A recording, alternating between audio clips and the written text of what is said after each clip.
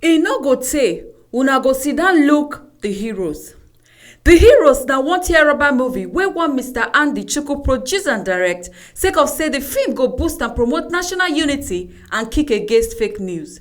The brand new movie wey top Nigerian actors and actresses join hands perform, wey the Black Apple Media produce, go premiere soon for Abuja, the Federal Capital Territory, go awaken the patriotic spirit of Nigerians, make them for unite again. We didn't just produce this movie for producing sake. It is produced to educate the people on the need for us to stay in peace, on the need for us to stay united, on the need for us to encourage peaceful coexistence. Mr. Andy Chukwu waka come with him team members to present the movie on Friday, February 9, 2022 to Mr. Femi Adesina, wey be the special advisor to President Muhammadu Buhari on top media and publicity for State House.